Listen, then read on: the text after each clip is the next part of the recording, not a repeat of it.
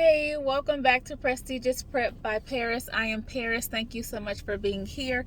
If you are a returning member of the Prep Squad, thank you so much for coming back and spending some time with me. I want you guys to like, share, and comment on the videos. I would love to hear from you. If you are new to the channel, thank you so much for being here and welcome. Over here at Prestigious Prep, we desire to excel in all areas of our lives, and that means we leave no stone unturned. So we understand that we're not a perfect people, but every day we rise, we put our best foot forward, hopefully in the right direction. I wanted to talk about a very interesting topic or heavy subject today. But before I do, again, if you are new, please make sure you go ahead and like, comment, and subscribe. Make sure you click the notification bell so that you can be notified every single time I upload a video.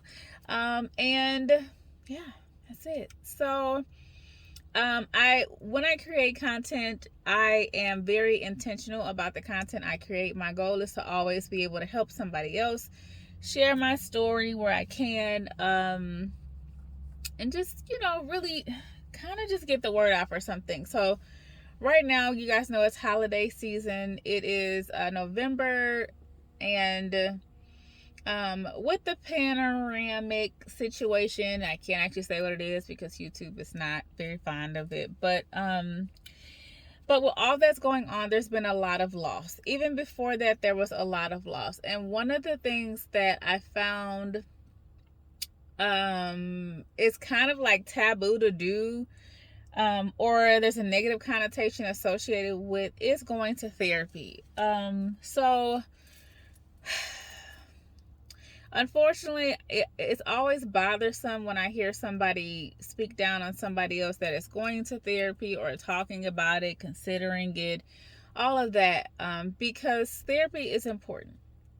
Now, for some reason, people think that because you have a therapist, you should not or I should say, because you have a therapist, there has to be something drastic going on in your life. Like you have to be going through it. You have to be depressed and all of that. Which, while it's helpful to have someone to talk to that is a professional in those moments or in those seasons, it's also important to have somebody to speak to even when everything is going well. It's just nice, to be able to do that. But I just feel like right now in the day and age that we're in, therapy is such an important thing, guys. And if you don't have a therapist, or you don't have the money, the funds to be able to secure a therapist, there are some free options out there for you. There's programs, there's lots of resources to be able to assist. But really what I wanted to kind of talk about today is, loss. If you saw the title, it is life after loss, because that's important, right? It's a thing. We have to figure out how we're going to progress after such an event occurs. I've been back and forth about whether or not I'm going to share this with you guys, but I understand that it's not about me. When I'm sharing and I get the instruction from God to just say, speak on whatever the issue is.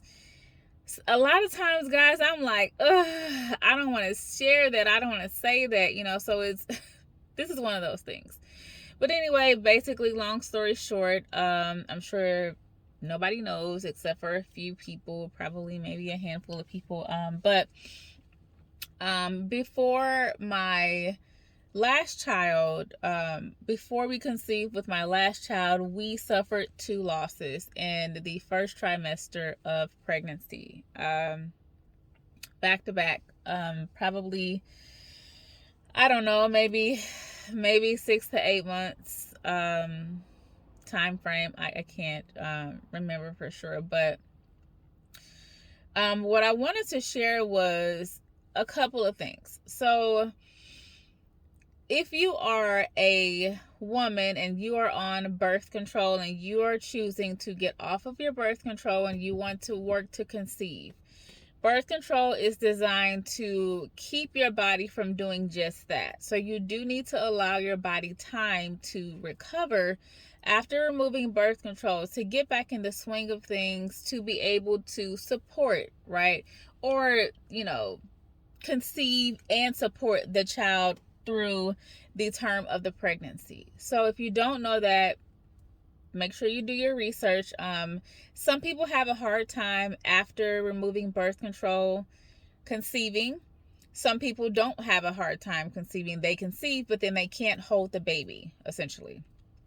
Really because their body, like I said, for 3 years or 2 years or however long you've had that birth control in, whether it be Implanon, whether it be Depo, whether it be a NuvaRing, an IUD, whatever it is, you're taking a pill, your body has been programmed to not do a thing for a certain amount of time. So your body needs a chance to recover. Everybody's going to be different. You can speak to your doctor about what that looks like. But for me personally, before my first child, I was on birth control. Immediately after getting off birth control, we conceived. No issues, completely healthy pregnancy, and that was that. So for me, I didn't really, while I knew that, there should be some time in between, we were just really excited, right? To have more children. We felt like it was time. And so we just did that. We trusted God and we did that. Like I said, the first time we conceived, went to 6 weeks probably, and that is when we were told that we miscarried. That was very traumatic. Like, that was, as a woman, just speaking from my perspective, it made me feel like there was something I did wrong in that moment, knowing full well that, like I said, I was on birth control. We got off birth control, and I know that my body needed time, and it's something that my doctor had already discussed. But still, you still feel like when it happens to you, you're devastated, because no matter how far along you are in the process, it is a child. It is your baby, right? It is a part of you. It's, you and your partner's child. It's just a lot that goes with that. So you suffer loss. You mourn the loss of your child. So imagine having that happen to you twice in a row. The first time it happened, like I said, we were very excited. So we started to tell people as soon as we found out, which that is also traumatic as well, because now the same people that you were so excited to share your news for, you have to also share that now you have miscarried, and your baby is not obviously coming to term. And then you deal with all of those emotions internally. So then it happened again for the second time, probably about 8 weeks. Super excited, go to the appointment, and the first time, I think the first time the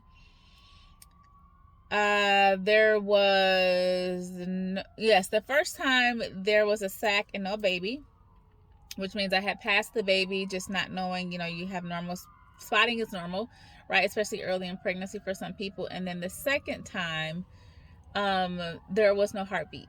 There was a baby and no heartbeat. Devastating. Like, even talking about it right now makes me still emotional, because I remember us being there, the conversation, just everything that was associated with that. And I don't know if you've ever been through any loss, but I just really wanted to take the time out today to say that for all the moms, or all the, ladies that want to be moms, don't give up. Don't give up. Don't give in. Don't be discouraged.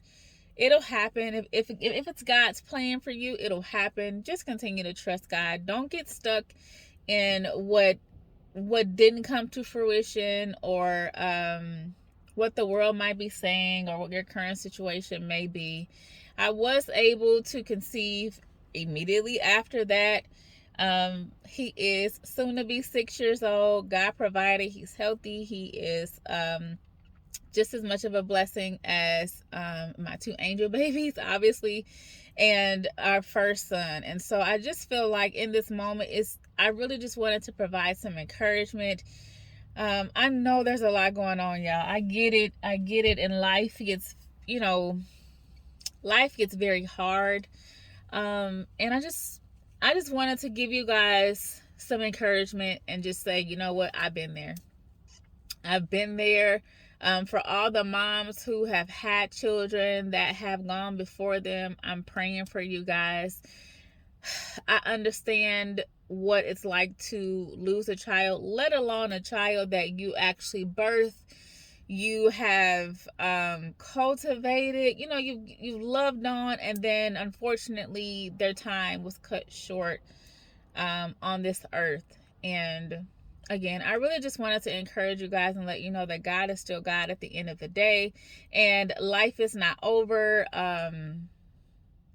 It does get greater later. But I remember being stuck in that moment, and I remember feeling like, why is this happening to me? And we wanted our baby so much, and taking vitamins and trying to rest, and just you just kind of feel like you're doing everything you can, and then it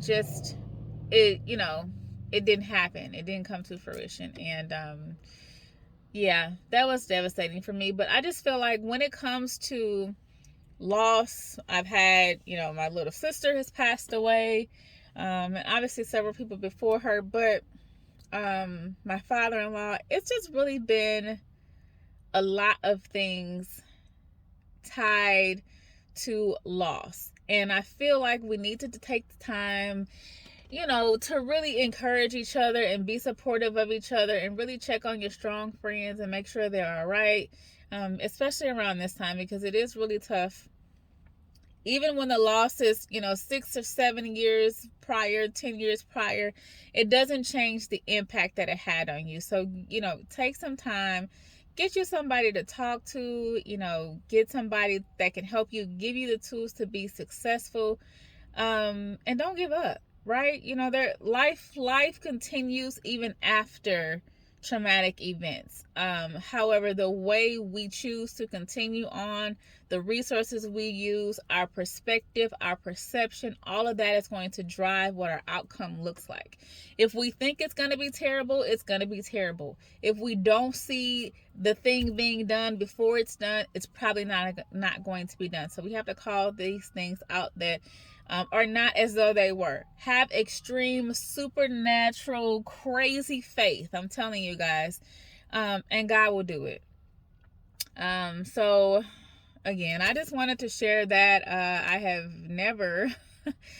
I've never really shared that. Like I said, a lot of people close to me know, and then some don't, because just even having a conversation about it, just was, in my opinion, too much to